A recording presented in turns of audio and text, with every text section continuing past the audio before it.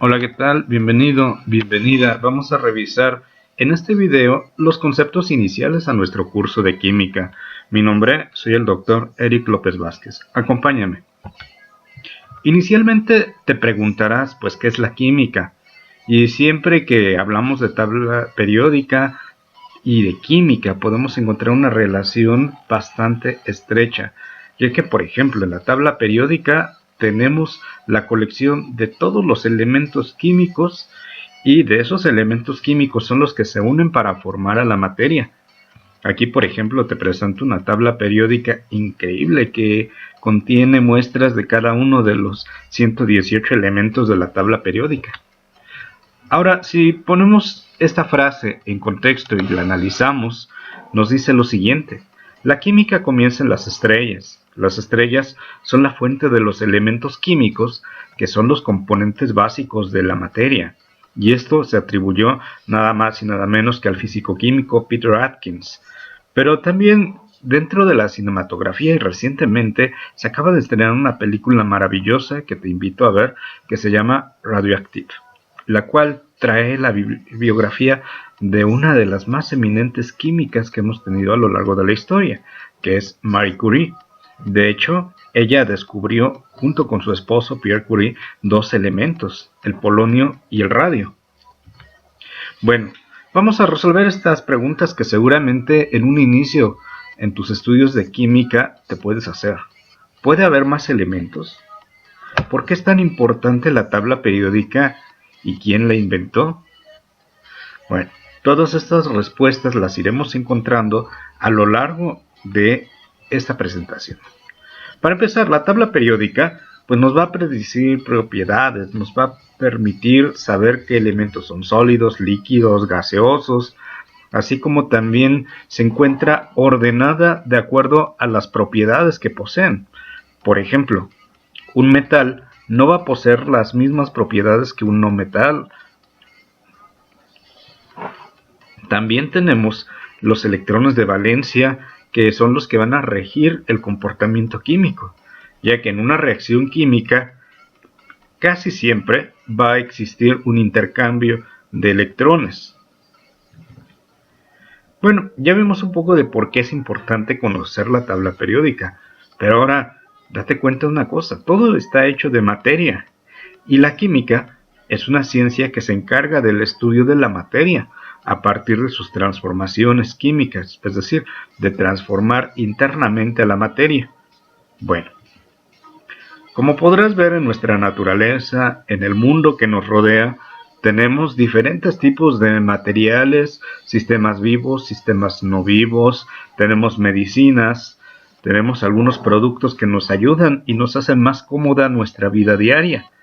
Y todo esto se origina a partir de que el hombre ha entendido a la química y la ha modificado a la materia para producir un bien para él. Pero no nada más el hombre.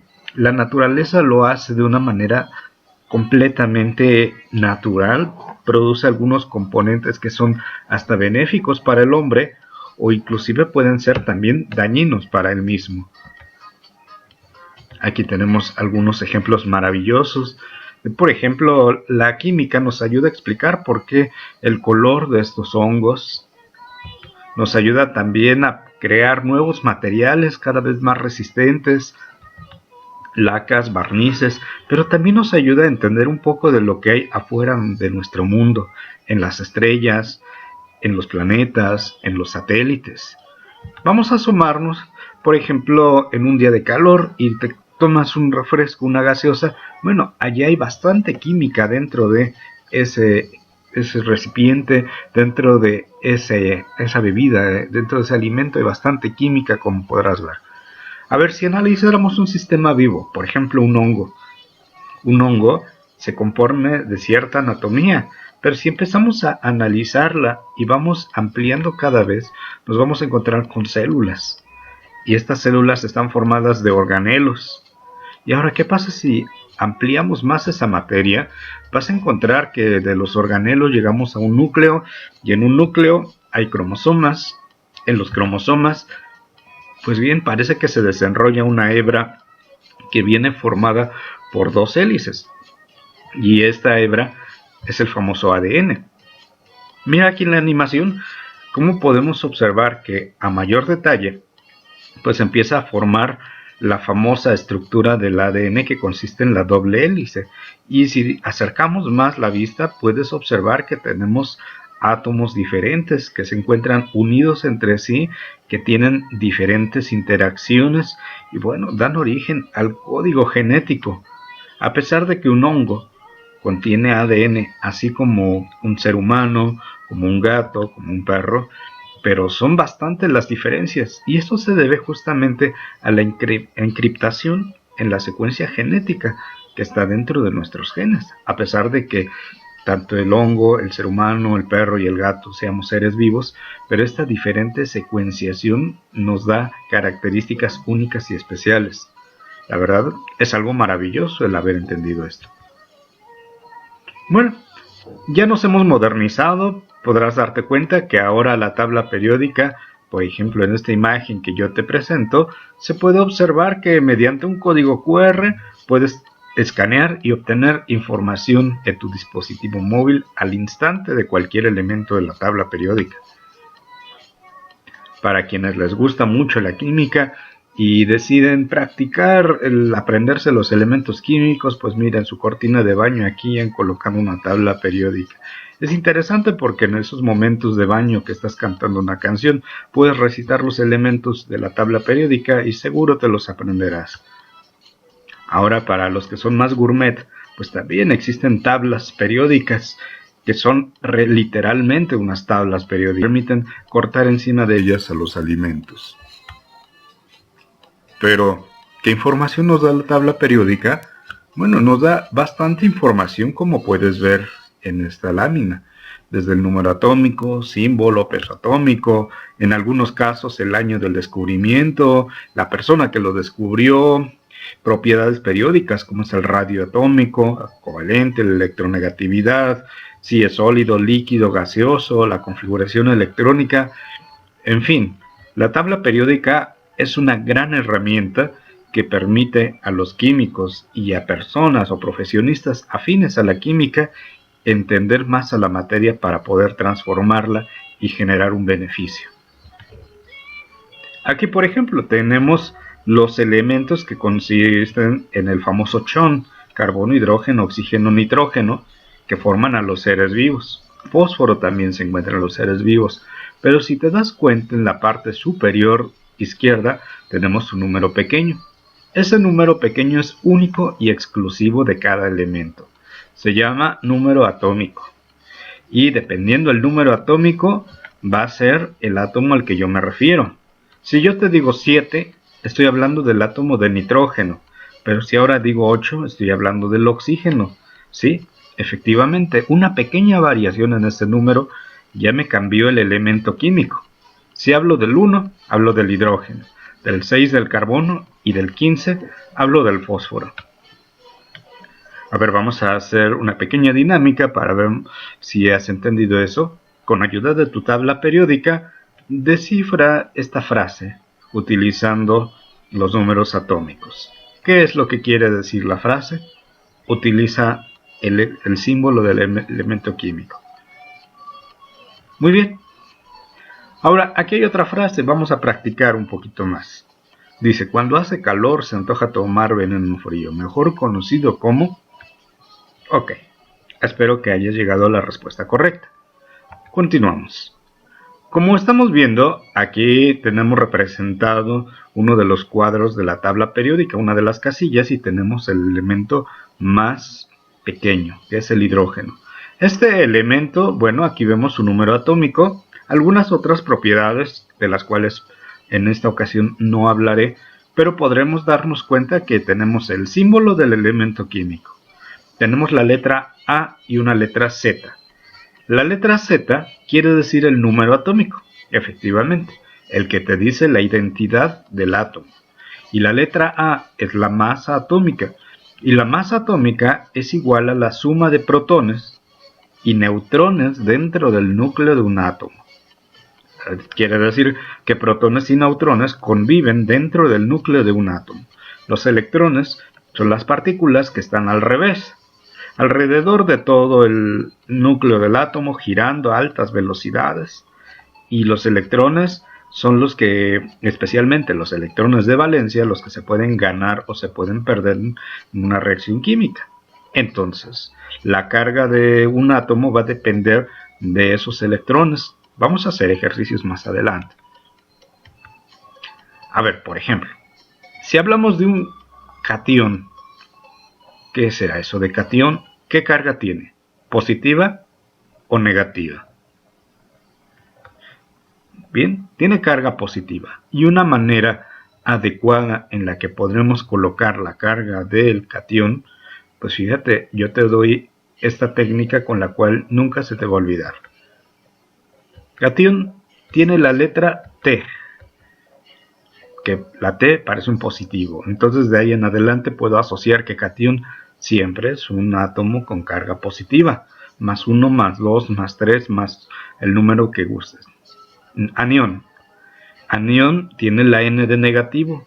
Entonces va a tener carga negativa. Como puede ser menos 1, menos 2, menos 3. Ahora vamos a hablar de los isótopos. Aquí, por ejemplo, tengo átomos que tienen el mismo número de protones. Como es cloro, pues claro, es el mismo número de protones, es el mismo átomo. Cobre, tiene el mismo número de protones, pero lo que vemos que varían es el número de neutrones. ¿Recuerdas? Z es el número atómico, protones. A es la masa atómica, y entonces A, que es la masa atómica, es igual a protones más neutrones. Vamos a revisar estos casos. Si calculamos el número de protones, electrones y neutrones, para el caso del cloro del lado izquierdo, pues el protón va a ser 17 porque es un número atómico. Electrones, vemos que este no tiene una carga. Cuando el átomo no tiene un signo más o un menos, se dice que es neutro, de tal manera que el mismo número de protones lo tiene de electrones. Y ahora, neutrones, bueno, si despejamos de esta fórmula, neutrones va a ser igual a la masa atómica menos el número de protones. Es decir, aquí tenemos en masa atómica 35 menos el número atómico sería 17, y eso nos da que tiene 18 neutrones.